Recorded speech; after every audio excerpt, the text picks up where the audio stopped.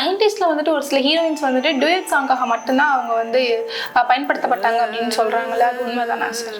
நைன்டிஸ்ல மட்டும் இல்லை, இப்பவும் கூட அந்த பெரும்பாலும் வந்து அந்த மாதிரி பியூட்டி டால்ன்ற ஒரு அம்சத்துக்காகவே ஹீரோயினை புக் பண்ணுற ஒரு விஷயம் வந்து தமிழ் சினிமாவில் இப்பவும் கூட நடந்துக்கிட்டு தான் இருக்குது. ஸோ அது அன்னைக்கு மட்டும் இல்லை, இன்றைக்கும் இருக்குது. ஏன்னா இது வந்து இப்போ இன்னுமே வந்து எக்ஸ்க்ளூசிவா ஒரு சில ஹீரோயின்ஸ் பற்றி உங்களால் டீட்டெயிலாக பேச முடியும்னா யாரை சொல்லுவீங்க நைன்டிஸ்ல? பானுப்பிரியா. இப்போ அவங்க பார்த்தீங்கன்னா ஒரு சிறந்த நடிகை மட்டும் இல்லாமல் சிறந்த நடன கலைஞரும் கூட. அப்படி இருந்தும் நைன்டிஸோட இறுதியில் உங்களுக்கு மார்க்கெட் கம்மியானதுக்கான காரணம் என்ன சார்? பானுப்பிரியாவை அவங்களுக்கு சொந்தமான வீட்டில இருந்தே விரட்டி விட்டதாக செய்திகள் வந்திருக்கு. கிசுகளாக பத்திரிகை செய்திகள் வந்திருக்கு. அப்போ வந்து வாழ்க்கை அப்படிங்கிற ஒரு சீரியலில் இவங்க ஹீரோயினாக நடிச்சிட்டு இருந்தாங்க.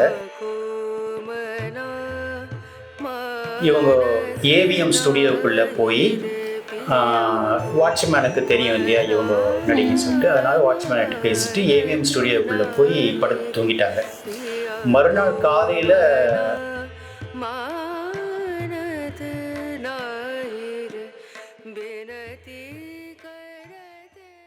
சரி, இப்போ திறமையா இருக்கக்கூடிய நடிகைகள் இண்டஸ்ட்ரி விட்டு போனதுக்கு அந்த இண்டஸ்ட்ரி தான் காரணமா, இல்லாட்டி ஆடியன்ஸும் அதுக்கு ஒரு விதமான காரணமா அமைஞ்சிடுறாங்களா?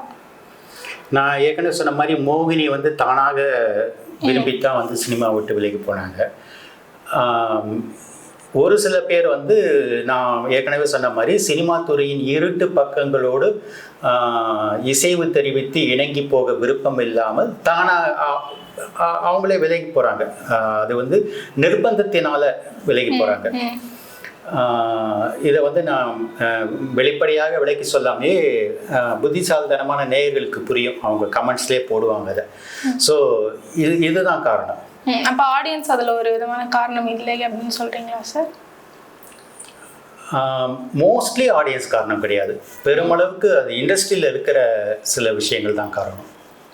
இப்போ நைன்டிஸ்ல வந்துட்டு ஒரு சில ஹீரோயின்ஸ் வந்துட்டு டுயட் சாங்காக மட்டும்தான் அவங்க வந்து பயன்படுத்தப்பட்டாங்க அப்படின்னு சொல்கிறாங்கல்ல, அது உண்மைதானா சார்? நைன்டிஸில் மட்டும் இல்லை, இப்போவும் கூட அந்த பெரும்பாலும் வந்து அந்த மாதிரி ஒரு பியூட்டி டால்ன்ற ஒரு அம்சத்துக்காகவே ஹீரோயினை புக் பண்ணுற ஒரு விஷயம் வந்து தமிழ் சினிமாவில் இப்போவும் கூட நடந்துக்கிட்டு தான் இருக்குது. ஸோ அது அன்னைக்கு மட்டும் இல்லை, இன்றைக்கும் இருக்குது.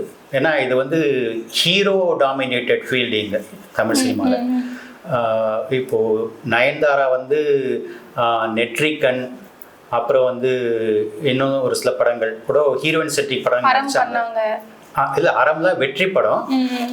அவங்க பிற்காலத்தில் பண்ணின கடந்த சில வருடங்களில் பண்ணின ஃப்ளாப்பு படங்களை பற்றி சொல்கிறேன். நெட்ரிகன் உள்ளிட்ட ஒரு சில படங்களை ஹீரோயின் சென்ட்ரிக் படங்கள் அவங்க பண்ணினாங்க. நெட்ரிகன் அவங்க சொந்த தயாரிப்புன்னு கூட நான் நினைக்கிறேன். இப்போ தமன்னா வந்து த ரோட் அப்படிங்கிற படத்தில் ஹியூமன் சென்ட்ரிக் படம் நடித்தாங்க.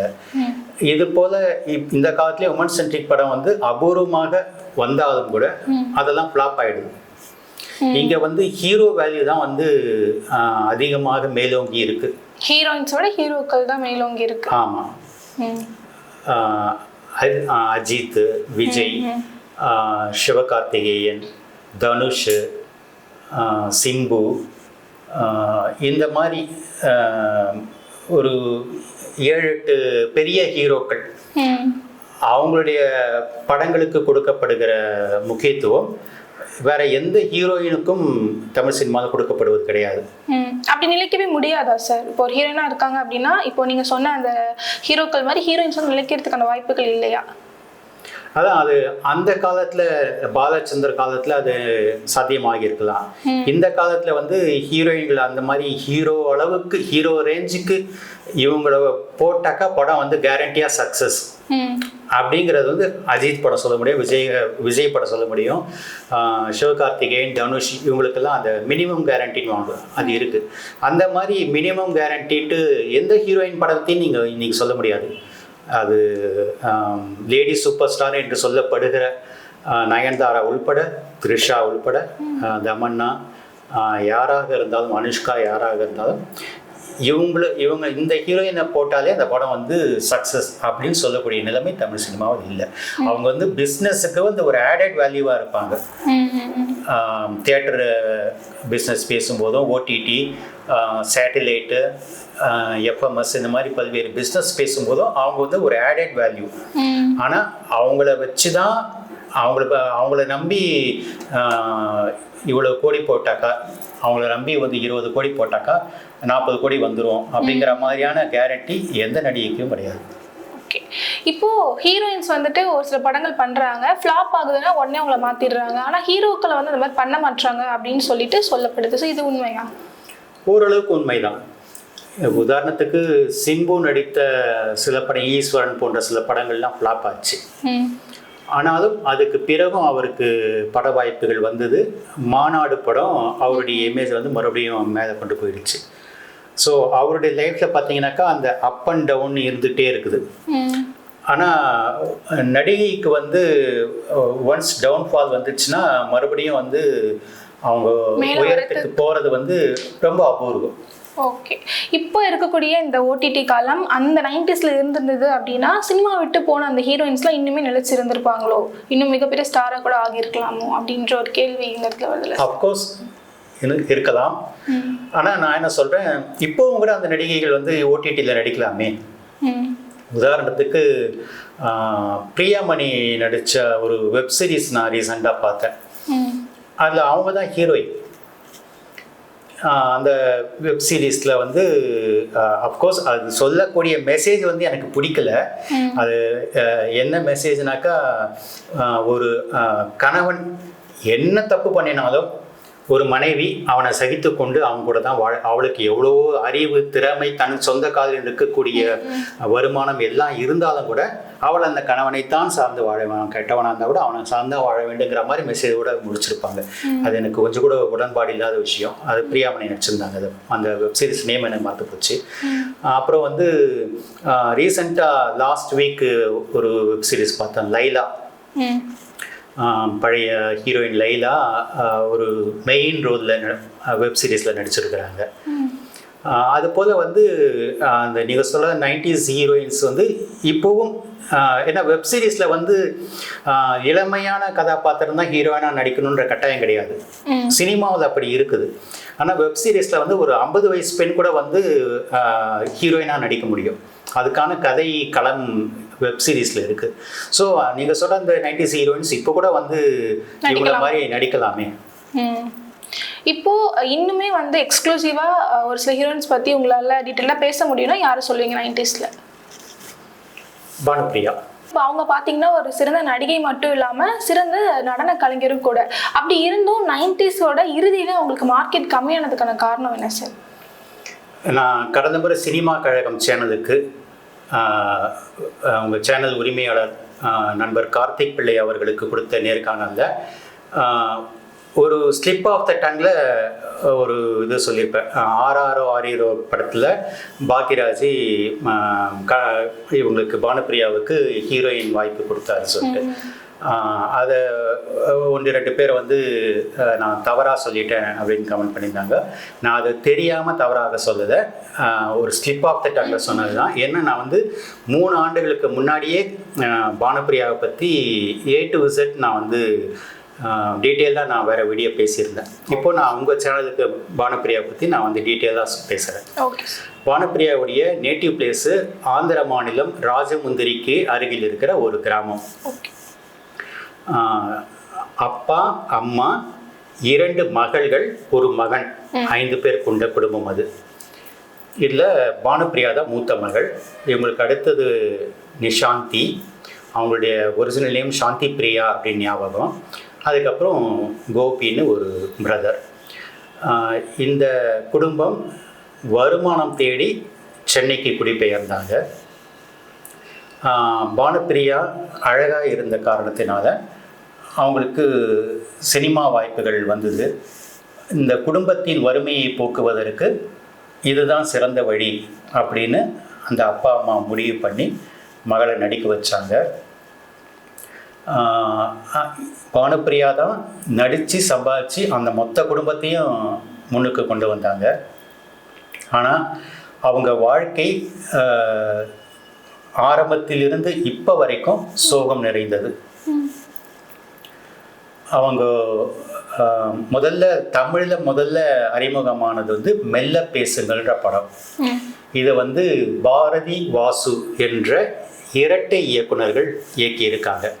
அந்த பாரதி வாசு வேறு யாரும் இல்லை, இன்னைக்கு பிரபல நடிகராக அறியப்படுகிற சந்தான பாரதி, அவர் ஒரு டைரக்டரும் கூட. அப்புறம் பி வாசு. இந்த 2 பேரும் ஆரம்ப காலகட்டங்களில் இணைந்து படங்களை டைரக்ட் பண்ணிட்டு இருந்தாங்க.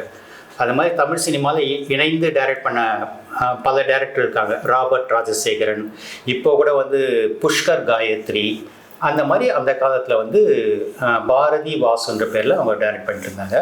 அவங்க தமிழில் அறிமுகப்படுத்தின நடிகை தான் பானுப்பிரியா. அதுக்கு பிறகு அந்த படம் அவ்வளவு பெரிய வெற்றி படமாக அமையலை.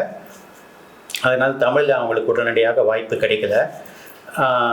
ஆனால் தெலுங்கில் வந்து நிறைய வாய்ப்புகள் கிடைச்சிது. தெலுங்கில் வந்து முன்னணி ஹீரோயினாகவே ஆகிட்டாங்க. தமிழில் நடிக்க வர்றதுக்கு முன்னாடியே, அதாவது ஆறாரோ ஆரியரோ படத்தில் நடிப்பதற்கு முன்பாகவே தெலுங்கில் முன்னணி ஹீரோயின் ஆகிட்டாங்க. அதுக்கப்புறம் ஹிந்தியிலேயும் நிறைய படங்கள் நடிச்சிருக்காங்க. நடிகர் ராஜீவ், அந்த காலத்து நடிகர் ராஜீவ், ரயில் பயணங்கள் படத்தில் நடித்த ராஜீவ், அவர் பானுப்பிரியாவுக்கு உதவுகிற நோக்கத்தோட ஒரு படத்தில் வாய்ப்பு வாங்கி கொடுத்தாரு, ஹீரோயினாக வாய்ப்பு வாங்கி கொடுத்தாரு. அந்த படத்தினுடைய பெயர் கூட எனக்கு நினைவில் இல்லை. அந்த படம் வந்து ஒரு அட்டர் ஃப்ளாப் ஆயிடுச்சு. அதனால் மறுபடியும் அவங்களுக்கு வந்து தமிழில் பட வாய்ப்புகளே இல்லை. ஸோ திரும்பவும் அவங்க வந்து ஆந்திராவுக்கே போயிட்டாங்க. ஆந்திராவிலே நிறைய படங்கள் ஹீரோயினாக நடிச்சிட்டு இருந்தாங்க. ஒரு முறை சென்னைக்கு வந்தப்போ ஒரு ஷாப்பிங் மாலில், இந்த தகவலை நான் வந்து போன முறை பேட்டியிலையும் கூட உங்கள் சேனலில் சொல்லியிருக்கிறேன், ஒரு ஷாப்பிங் மாலில் பூர்ணிமா பாக்கியராஜை சந்திச்சிருக்காங்க பானுப்பிரியா. அப்போது பூர்ணிமா இவங்களுக்கு ஏற்கனவே அதாவது சினிமா நடிகை பாக்கியராஜோட ஒய்ஃப் அப்படின்னு தெரியும். அப்படிங்கிறதுனால இவங்க பூர்ணிமா கிட்ட போய் தன்னுடைய ஃபோன் நம்பரை கொடுத்து எனக்கு வாய்ப்பு, தமிழில் வாய்ப்பு கொடுங்க, உங்கள் கணவருடைய படத்தில் வாய்ப்பு வாங்கி கொடுங்கன்னு கேட்டிருக்காங்க. அதே போல் பூர்ணிமாவும் கணவர் பாக்கியராஜ் கிட்ட இவங்களை ரெக்கமெண்ட் பண்ணியிருக்கிறாங்க. அப்போ வந்து ஆறாரோ ஆரியரோ படத்துக்கு ஹீரோயின் தேடிக்கிட்டு இருந்தார் பாக்கியராஜ். பூர்ணிமா கொடுத்த அந்த சஜஷனை ஏற்றுக்கிட்டு இவங்கள மேக்கப் டெஸ்ட்டு, அந்த ஆடிஷன் டெஸ்ட்டுக்கு, ஒரு மனநலம் சரியில்லாத பெண்ணாக நடிக்கிற ரோல் அப்படி நடித்த காட்ட சொல்லி அவருக்கு முழு திருப்தி ஏற்பட்டது பாக்கியராஜுக்கு. இவங்களுக்கு அப்படி தான் அந்த படத்தில் ஹீரோயினாக வாய்ப்பு கொடுத்தாரு. ஆனால் அந்த யூனிட்டில் இருந்த ஒரு நபரே இவங்களுக்கு வந்து வாய்ப்பு கொடுக்கக்கூடாது, இவங்க வந்து ராசி இல்லாத நடிகை, இவங்க தமிழில் நடித்த 2 படமுமே ஓடலை அப்படின்னு சொல்லிட்டு பாக்கியராஜ் சார் மனசை கலைக்க பார்த்துருக்காரு. ஆனால் அதையும் மீறி இவங்க தான் நடிக்கணும் அப்படின்னு அவர் தீர்மானமாக இருந்தார். அந்த நபர் வந்து பிஸ்னஸ் பேசக்கூடிய நபர்கள்கிட்ட பேசிட்டு வந்து, அதாவது தேட்டர் பிஸ்னஸ், அந்த காலத்தில் வந்து ஓடிடிலாம் கிடையாது, தேட்டர் பிஸ்னஸ் பண்ணக்கூடிய அந்த டிஸ்ட்ரிபியூட்டர்ஸ் கிட்ட பேசிட்டு, சார் பானுப்பிரியாவெல்லாம் போட்டால் வந்து படம் ஓடாதுன்னு சொல்கிறாங்க டிஸ்ட்ரிபியூட்டர்ஸ்ன்னு சொன்னாராம். பாக்கியராஜ் சார் கோபமாக சொன்னாராம், படம் முடிஞ்ச பிறகு தானே நம்ம டிஸ்ட்ரிபியூட்டர்ஸ்கிட்டே பேசுவோம், நீ எதுக்கு இப்போ பேசுனேன், எனக்கு நம்பிக்கை இருக்குது இந்த படம் நான் பெரிய வெற்றி அடையும், பானுப்பிரியா தான் ஹீரோயின் அப்படின்னு தீர்மானமாக சொல்லிட்டாராம். அதுக்கப்புறம் அந்த படம் ரிலீஸ் ஆகி படமும் வந்து பெரிய வெற்றி படம் அமைஞ்சது. பானுப்பிரியாவுக்கும் ஒரு மிக நல்ல ரீஎன்ட்ரி தமிழில் கிடச்சிது. அதுக்கு பிறகு தான் தமிழில் அவங்க வந்து பல படங்கள் நடித்து முன்னணி ஹீரோயினாக ஆனாங்க. அவங்க நான் ஏற்கனவே சொன்ன மாதிரி அவங்களுடைய குடும்பம் இவங்களை வந்து இவங்களுடைய வருமானத்தை பயன்படுத்தி கொண்ட அளவுக்கு இவங்க கிட்ட அன்பாக இருந்தாங்களா அப்படிங்கிறது ஒரு கேள்விக்குறி. ஒரு முறை இவங்களுடைய குடும்பத்துக்கும் இவங்களுக்கும் சண்டையாகி ராத்திரி நேரத்தில் பானுப்பிரியாவை அவங்களுக்கு சொந்தமான வீட்டிலருந்தே விரட்டி விட்டதாக செய்திகள் வந்திருக்கு. கிசுகளாக பத்திரிகை செய்திகள் வந்திருக்கு. அப்போ வந்து வாழ்க்கை அப்படிங்கிற ஒரு சீரியலில் இவங்க ஹீரோயினாக நடிச்சிட்டு இருந்தாங்க.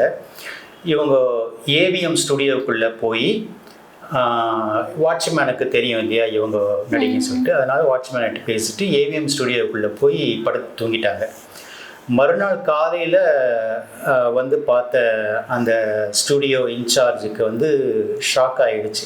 இவ்வளோ பெரிய நடிகை இங்கே வந்து அனாதை மாதிரி தூங்குறாங்களே சொல்லிட்டு அவர் வந்து ஏவிஎம் சரவணன் சாருக்கு இன்ஃபார்ம் பண்ணியிருக்கிறாரு. சரவணன் சார் வந்து பானுப்பிரியா கிட்ட பேசி இது போல் அவங்க குடும்பத்தால் வஞ்சிக்கப்பட்டதை கேள்விப்பட்டு அவர் கருணையோட அந்த செட்டிலேயே அவங்க தங்கி கொள்வதற்கு ஒரு ரூம் ஏற்பாடு செஞ்சு கொடுத்து அந்த ரூம்லேயே அவங்க தங்கி இருந்து தொடர்ந்து சீரியல்கள் நிறைய நடித்து திரும்பவும் தன்னுடைய பொருளாதாரத்தை அவங்க மீட்டு எடுத்துக்கொண்டாங்க பானுப்பிரியா. அதே போல் இவங்களுடைய தங்கை சாந்தி பிரியா என்கிற நிஷாந்தி அவங்க வந்து திருமணத்துக்கு முன்னால் சினிமா துறையை சேர்ந்த 2 பேரை காதலித்து ஏமாற்றப்பட்டதாகவும், அதாவது அந்த காதலில் தோல்வி அடைந்ததாகவும், அதுக்கு பிறகு வந்து இவங்களே பார்த்து தன் தங்கைக்கு ஒரு நல்ல மாப்பிள்ளையை செலக்ட் பண்ணி கல்யாணம் பண்ணி மும்பைக்கு குடி வச்சதாகவும், அவங்களுக்கு இந்த சினிமா துறையே வேணாம், இந்த துறையில் வந்து எவ்வளவு துரோகங்கள், கஷ்டங்கள், பலவிதமான சங்கடங்கள்லாம் இருக்குங்கிறது எனக்கு நல்லா தெரியும், நீ இதுக்கு மேலே நடிக்க வேணாம், நீ வந்து ஒரு குடும்ப பெண்ணாக செட்டில் ஆகிடு சொல்லி ஒரு நல்ல மாப்பிள்ளையை பார்த்து செலக்ட் பண்ணி கல்யாணம் பண்ணி அனுப்பி வச்சுட்டாங்க. அதுக்கு பிறகு இவங்க ஒரு அமெரிக்காவை சேர்ந்த ஒரு தொழிலதிபர் என்ற நினைவு அவரை திருமணம் செஞ்சுக்கிட்டு ஒரே ஒரு மகள் இருக்காங்க அவங்களுக்கு. நல்லபடியாக தான் அந்த திருமண வாழ்க்கையை நடத்திட்டு இருந்தது. அந்த திருமண வாழ்க்கை நல்லபடியாக போயிட்டு இருந்தப்பவே சில பத்திரிகைகளில் வந்து வதந்திகள் எழுதினாங்க. கணவருக்கும் இவங்களுக்கும் மனக்கசப்பு இருக்குது, இவங்க பிரிஞ்சு வாழறாங்க அப்படின்லாம் சில பேர் எழுதினாங்க. ஆனால் அது உண்மை இல்லை. கடைசி வரைக்கும் கணவன் மனைவியும் சேர்ந்து தான் வாழ்ந்தாங்க. சில பல ஆண்டுகளுக்கு முன்னால் கணவர் உடல்நலக் குறைவு ஏற்பட்டு இறந்துட்டார். கணவர் இறந்ததுக்கு பிறகு அவங்களுக்கு ரொம்பவே தனிமை வாட்டி இருக்கு. அவங்களுக்கு ஞாபக மறதி, நினைவாற்றல் குறைபாடுங்கிறது ஏற்பட்டிருக்கு. சில நேரங்களில் சில மனிதர்கள்ன்ற படத்தில் ஒரு 2-3 ஆண்டுகளுக்கு முன்னாடி அவங்க நடிச்சிருக்கிறாங்க, 3-4 ஆண்டுகளுக்கு முன்னாடி நடிச்சிருக்காங்க. அந்த படத்தில் நடிக்கும்போது வசனங்களை வந்து பழையபடி நினைவு வச்சுக்கிட்டு அவங்களால பேச முடியாமல் தடுமாறி இருக்கிறாங்க. அதே போல் வந்து நீங்கள் சொன்ன மாதிரி அவங்க வந்து ஒரு கிளாசிக்கல் டான்ஸர், ஆனால் வந்து இப்போது டான்ஸ் மூமெண்ட்ஸ் கூட அவங்களுக்கு மறந்து போயிடுச்சுன்னு சொல்கிறாங்க. ஸோ நினைவாற்றல் குறைபாடு ஏற்பட்டதுனால அவங்களாகவே சினிமா துறையிலேருந்து விலகி கொண்டாங்க. அவங்க மகள் நல்லபடியாக தான் இருக்கிறாங்க. அவங்க அப்ராடில் இருக்கிறாங்களா, இவங்க கூட இருக்கிறாங்களான்னு எனக்கு தெரியல. நான் ஒரு 4 மாதங்களுக்கு முன்னாடி ஒரு டைரக்டர் என்கிட்ட கேட்டுக்கொண்டதுக்காக ஒரு படத்தில் வந்து ஹீரோவுடைய அம்மா ரோலுக்கு நடிக்கிறதுக்கு அவங்கக்கிட்ட நான் பானுப்பிரியா கிட்ட கேட்டேன். இல்லை சார், எனக்கு நடிக்கிறதுல இன்ட்ரெஸ்ட் இல்லை அப்படின்னு சொல்லிட்டாங்க. ஆக்சுவலாக அதுக்கு அவங்களுடைய நினைவு குறைபாடு ஏற்பட்டது தான் காரணமாக இருக்கும் நான் நினைக்கிறேன். இதுதான் வந்து பானுப்பிரியாவுடைய ஒரு சோகமான கதை. இப்போ வெளியிலேருந்து பார்க்குற பல பேருக்கு வந்து சினிமா நடிகைகள் எல்லாருமே வந்து ரொம்ப சந்தோஷமாக வாழறாங்க, பேரும் புகழும், ரொம்ப சொஃபிஸ்டிகேட்டடாக லைஃபாக வாழறாங்க அப்படின்னு நினைப்பாங்க. ஆனால் அவங்களுடைய வாழ்க்கைக்குள்ளே எவ்வளவு பிரச்சனைகள் இருக்குங்கிறதுக்கு பானுப்பிரியா வாழ்க்கை ஒரு சிறந்த உதாரணம். மக்களை இவ்வளோ என்டர்டெயின் பண்ண அவங்களுக்கு இவ்வளோ கஷ்டங்கள் இருக்குது அப்படின்றது இப்போதான் நிறைய பேருக்கு தெரியும், நீங்கள் சொல்லுங்க அப்படின்னு நினைக்கிறேன் சார். இப்போ அடுத்து மகேஸ்வரி அவங்க நம்ம எடுத்துக்கலாங்க சார். அவங்க எதனால் வந்து ஃபீல்டு விட்டு போனாங்க?